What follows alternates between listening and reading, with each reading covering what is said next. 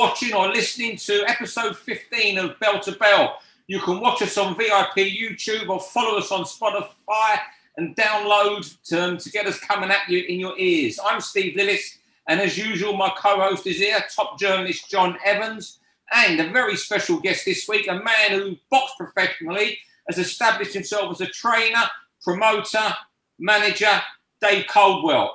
Dave, thanks for coming on. Just when I was announcing that mouthful, just wondering, have you held every board license? I'm not sure if you've had seconds, whips, and matchmakers.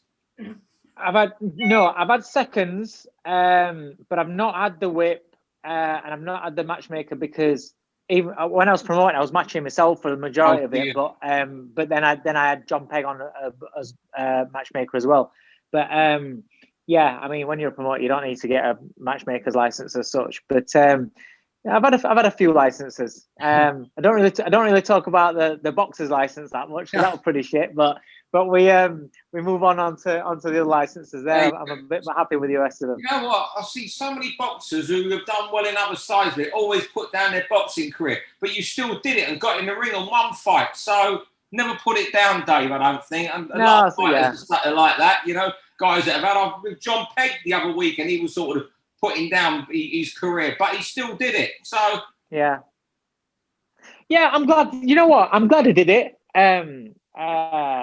There's a couple of moments that I look back on quite fondly. You know, the Mickey Cantwell fight, the MEN, boxing over in Spain against Bueno, who boxed for the world, won the world title his next fight, and Terence Gaskin, and also Louis Veach winning my area title. So I had a few nights that I can, you know, be happy with as such. Also, Dave, I don't think your promotion, the shows you promoted, get enough credit as well. We were talking about it. They were great nights, though. If you didn't go home with Chris Healy's blood on your shirt, you had a bad night. They were great those days. They were good nights, and the atmosphere. Do you know what made them? Is the fans. You know, I always wanted to put on fights that were entertaining. The prospects I wanted to have against guys that were throwing back, even when in the developing fights, I wanted guys that would throw back. And the crowd really bought into that, and the atmosphere. That, you know, bowlers were fantastic, but obviously I did them all over the place. You know, Sheffield, Rotherham, everywhere. I even did them in Liverpool. And yeah, there were some good nights. But it was always a point of I don't like the promoter side, because, especially you guys know, without TV budgets, it's very, very difficult when you want to put on competitive fights. And I put on quite a lot of big fights, you know, English title levels and things like that. It's very hard to make them work financially, and so therefore fighters, you know, you're having to emphasize on fighters to, you know, can you sell tickets? There's a lot of fighters that go through the net, that slip through the net, that are good fighters, but because they can't sell tickets, they don't get the breaks, they don't get looked after. I prefer being a manager because I'm fighting for the fighters, but we're a promoter. I'm having to try and get them as cheap as possible as you can do, because otherwise you can't run the shows, and that's, you know, that I didn't really enjoy that side of the game. Right, this is how Bell to Bell works. If you're watching for the first time, we discuss 6 topics, strictly 3 minutes of each 3-minute rounds each topic, and then John does something after 3 minutes. And I'm warning you, he's an angry John, Dave. There you go. Bell comes in mid-sentence, midpoint. It doesn't matter. You cut off, and you just have to stop. You have to stop. Straight on to the next topic. Right. Round 1 this week, I think we're starting with you, John, and a fight that's being mooted. Yeah, let me get this timer going. Right, off we go. Ryan Garcia and Manny Pacquiao. Now, firstly, this is explosive, exciting fight. One of boxing's young talents and one of the most exciting, devastating fighters has been in the last decade. But I couldn't help being a little bit disappointed. And I just think it's another case of boxing sort of shooting itself in the foot. We've got a group of fantastic lightweights. We've spoke about this time and time again. These guys are more than capable of forging a new era and carrying the sport to a new generation. And all of a sudden, we've gone back to another old name who's faded, and we're looking to build Garcia off the back of Pacquiao. I don't think he needs it. I think Garcia against Tank, Garcia against Haney. Give them some learning fights. Let the personalities and styles come through. And I just think if we go for that fight, it's no given that Garcia wins. Pacquiao can beat him. Look what Campbell did with a straight left hand. I just wish boxing would concentrate on the young guns for once. You know what, John? I usually would, but I haven't really got a problem with his fight. You know what? I think he's jumping two weights. He's a 5'10" lightweight. He's not a 5'10", 5'11". Pacquiao's now 42. By the time this fight happens, it'd have been 2 years since the Furman fight. And I think you know what, maybe I'm thinking too much from the business side of boxing. And I do get what you say about these lightweights can fight each other. But if you're one of these countries in the Middle East who's looking for, you say, good publicity, you know, Bahrain has talked about boxing, Qatar wants to come in, Saudi Arabia. Imagine having Ryan Garcia in your country for a week, 8.4 million Instagram viewers telling them what a great country this is. You couldn't buy that sort of publicity for the site fee. And I know you'll think I'm being cynical, John, but I've got no real big issue for the fight. And I'd buy it. I would watch it if it was pay-per-view. Well, I've got a subscription to DAZN. If that was pay-per-view, I'd pay my 20 quid to watch it. I don't know your thoughts, Dave. Do you know what? I'll be honest with you. I saw that and I like the fight. I think I'm looking at it from a development point of view, from Ryan Garcia development. You know, I think the Tank Davis fight is a little bit early for him, maybe. I'd like to see him against Saney. I'm with you, John. I'd like to see that fight done now. But having said that, for Garcia's development, what he's going to learn with sharing a ring with Manny Pacquiao is going to be priceless. And I think for him trying to be built into a superstar, yes, he's got the following and the marketing and the publicity, but he needs a substantial backing in terms of what he can do in that ring. And the experience it'll gain from fighting Manny Pacquiao. Now, if you were to say that Garcia was fighting Thurman, you'd be like, that's a good fight. Well, Pacquiao beat Thurman in his last fight. Yeah, so, no. I think it's a good fight. He's old. I think it's a great fight. But I get what you're saying with we want to see all those fight each other right now. But if that can't, you know, we don't know what the stumbling blocks were. Oh, here we go. Go on, Steve. I'm on about my first stop. It's Terence Crawford, and he's crawling towards this big fight, and I'm really fearing where this fight's coming from. You know, Spence is looking higher, looking at Canelo. He's mentioned now. Sean Porter's not getting the money he wants. Aram says he's only worth 1 million, the same as Kell Brook. I'm guessing that's what Kell Brook, because he was cited in the quote. And if he got $1 million Kell for that, fantastic. The problem with Crawford fighting at PBC fighters is, you know, the expense of them, and they're not really pay-per-view, according to Aram. You know, Spence Crawford's up there with Fury AJ, Taylor Ramirez, which we're going to see. You know, next in line for him, if the WBO number one's Porter, next in line is Virgil Ortiz, who's and that's going to be a hard fight to make. You know, I like that fight. Ortiz is doing well for himself. You know, but there again, you're going to have the TV there because he's with DAZN. You know, Mikey Garcia's next in line. He's slammed Aram, and the WBO are going to put some sort of mandatory on him soon. It's more than 12 months since he fought that Kavaliauskas, the Lithuanian, and Porter's number one doesn't seem to want the fight.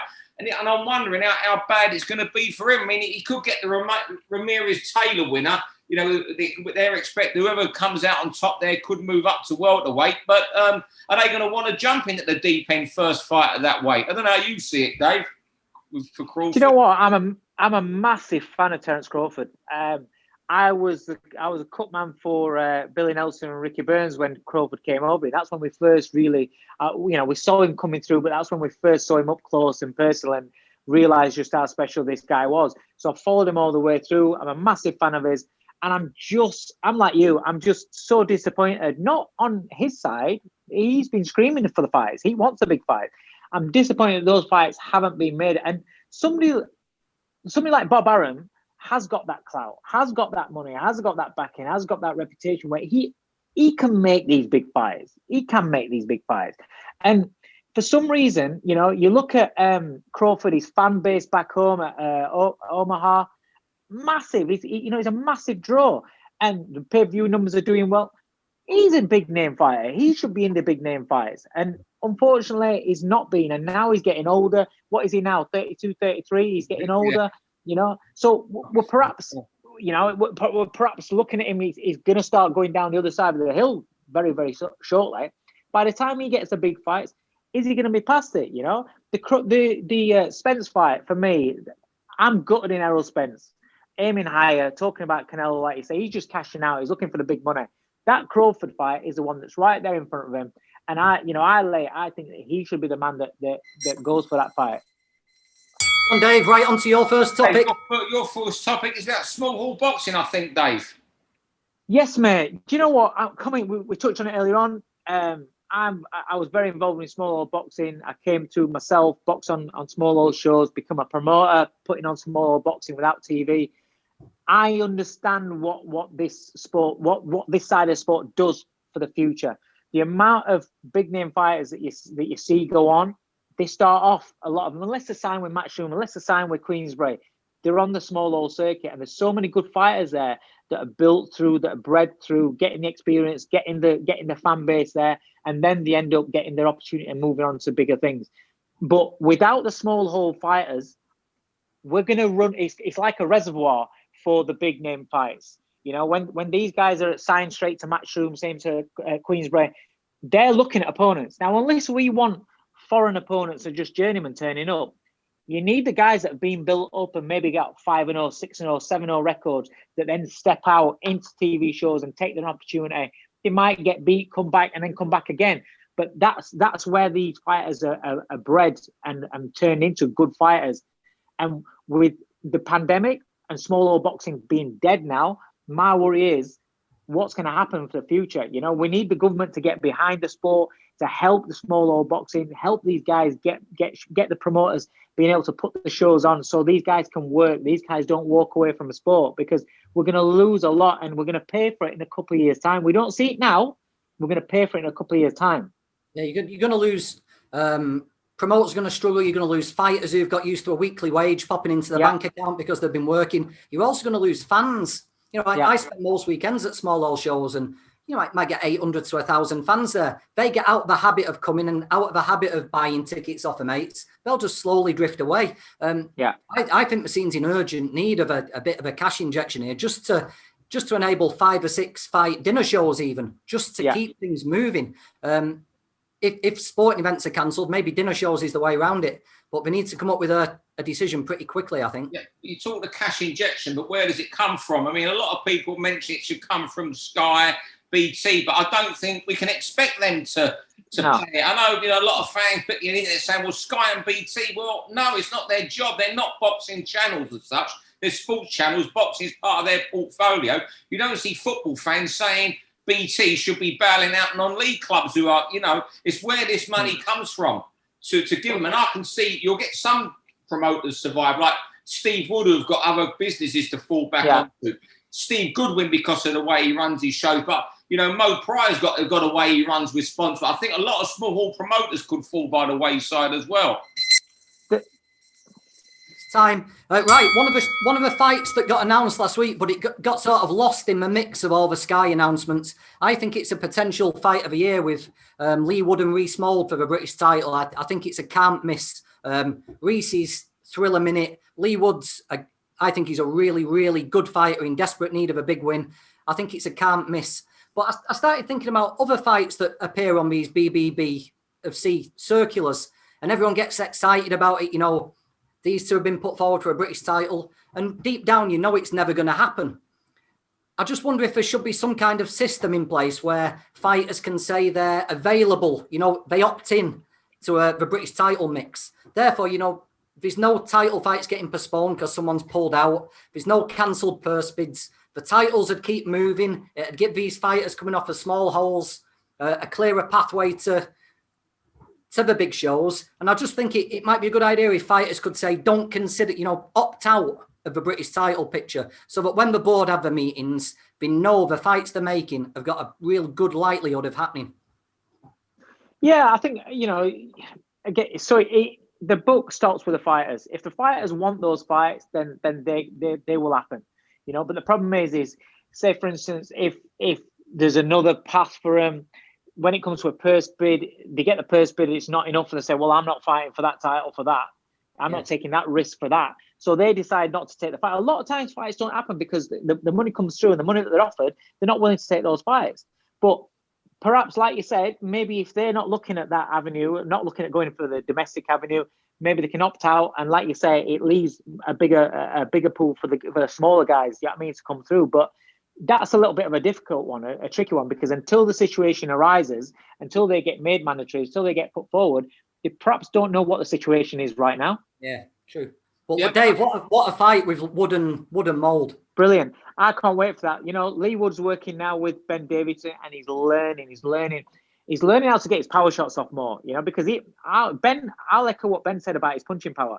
I took Lee on the pads once when he came up for a bit of sparring. I was gobsmacked at how hard this kid punches. He really does, but he's just never been taught how to sit on his punches and deliver them properly with technique. And Ben's been working on that. And Ben, I was talking to Ben the other day. If he gets this right, this could be a really disruptive performance. Yes, and Reece Mould, you know the development he's made, just learning, being in that ring with Josh Warrington, in that gym, in the ring sparring with Josh Warrington for 3.5 years. It is an intriguing fight. It really is. But what you say about going back to the board list there, I think that the board have to put these fights out. You know, like the Cash and Bentley's gone out. We know it's not going to happen, but they have to chance it in case they do go out. I think I saw one of them tweeting the other night about, sure, it's a fight, but... You're done, Steve. Go on. Next topic.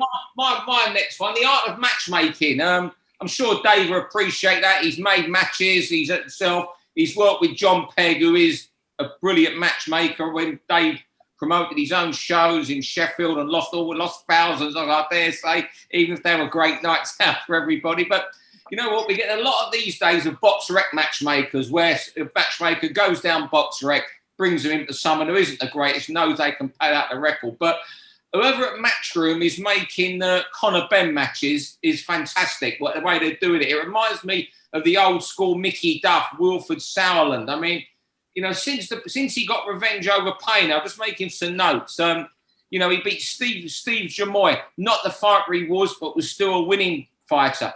The Sebastian Formella, who had only lost to Porter. Now, when you look at that closely, he wasn't even in the fight against Porter and was beaten for every second, every minute. But still a great match, and people latched onto it. Now, Sammy Vargas, who was, I think he dropped Khan in round 2 or 3, but went the distance. 12 with Luis Collazo, and then got stopped by Virgil Ortiz, you know, who's only been stopped by Danny Garcia and Errol Spence, I think. And you know what? I looked at all the opponents. I've got some notes here. I looked at all the opponents he's beaten, and Conor Benn would have beaten all of them. I mean, the only name on there really is Ali Funica, who was a lightweight and nearly 40 at the time. And you know, and then 3 years ago, he won a split decision against Jesse Kuvala, who Ben knocked out in a couple rounds a year later. To me, this is just brilliant development matchmaking by whoever's making the fights there. I don't know if Eddie's making these fights or someone else, but the way they're matching him is absolutely fantastic. And because of that is why, you know, a lot of credit to Tony Sims also, but that is why this kid has improved so much through right fights, right time. And there's not been a single mistake made in his matching, apart from maybe the Payne out first fight. I think what you're saying there, the key word is development. The art of matchmaking is developing your fighter. You know, it's no good just put them in with guys that aren't going to ask questions. Each one of these opponents, I get what you're saying when you're analysing who the fought and this, that, but each one of these opponents is being given are actually giving him an opportunity to work on things that he's been doing in the gym. And he's actually getting asked questions. They're still throwing punches. You know, it might be a tricky, awkward opponent that's on a move. He's got to cut the ring down better than what he used to do because he used to have really slow feet. Is that improving? You've got to see little elements in his game that's developing him. Otherwise, you pad a record without no thought process behind it. When they go out of that shallow waters into deep waters, they get completely found out. It's got to be done in stages. And when you have a talent or a fighter that's inexperienced but has talent, or is inexperienced, has a little bit of talent. Time. On to your final topic, Dave. Tony Bellew, the boss. Bellew, the boss. Yep. Tony. Obviously, we know what he's done in his career as a fighter. Now he's a manager, and he's proving to be a very astute manager, very very good manager. I always knew that he wouldn't have the patience to be a coach. We spoke about that. He hasn't got patience for that, but he will fight tooth and nail on the business side of things to get the best for his fighters. That's just what he is. He will only work with a certain amount of people because he wants to give all his energies for it. He's very passionate. And actually, Bellew's got quite a lot of pull because of what he's achieved, because of what he's done. He's gone up against the system a couple of times. He's gone against the grain and he's come out on top. And I think he's a great asset for any young kid that's turning pro. I think he's got the clout and he's got the experience of when things go wrong and when things are difficult, when you are getting pulled left, right, and centre from different people in the sport. So he's got a lot of experience to put onto the fighters that he's looking after. Yeah, it's just that I think he really gets it. He's very PR savvy, Tony, as you'll know, David. I'm sure John knows some of his dealings with him. And the other night, he had a little back and forth with Kid Galahad, but he ended it eventually. Right, I'm just going to stop now. And he's so PR savvy, and I've always liked Tony. I'll never forget, how he gets. When I say that saying we use in boxing, he gets it. I remember, and he will know how to build his fighters, not just in the ring, but getting their PR out. I remember when only box ever did this. I had an interview for Boxing Monthly once, and I rang him to do the interview. And I said I was at Everton Saturday, and he said, well, I'll come and find you before the game. And he come into the press room to find me to do the interview. He absolutely gets it. I think he'll be a brilliant manager. I also think Tony understands the dirty side of the nuts and bolts of it. Tony's fought injured. Tony's fought on small hall shows. Tony's taken risk fights and been willing to take risk fights. Remember the fireworks when he lost 20 pounds in 3 days to fight Cleverly and stuff like that. Yeah. Tony understands that you've got to take risks and you've got to do the hard stuff in order to get to the big stage. And he'll expect that of his lads, won't he? Yeah, he will. And do you know what? He'll only expect 100%, nothing less. Yeah. And the thing about what as well is that he wasn't the most naturally talented of fighters, but he knows that he made it through his hard work, through his determination and understanding the business side of things and understanding that a promoter loves you while you're winning and while you're pulling in the numbers. If you have a fight where you still win, but it's a stinker, puts you to one side, and he understands the process to pull you back from that because he had to do that himself. He had to do that himself a couple of times. So he gets it. He understands the business side of things as well as the fighting side of things. And that's very, very important for a manager. Perfect. That's for 3 minutes. You timed that perfectly, Dave. Anyone would think you were a pro. I'm used to 3 minutes. It's finished. Well, fellas, thanks very much for this week. Thanks, Dave. Thanks, John. Cheers for that. I'll get away, Dave. You're launching something in a little while, so I'll say we'll hear about all that and see it on the internet. Thanks very much, Dave, for joining us, and we'll catch you again soon. And thanks a lot, John, as always. Thanks, Dave. For all boxing info, news, and latest interviews, amateur and pro across the north, click and subscribe. VIP Boxing Promotions. Also, Twitter, Instagram, and Facebook.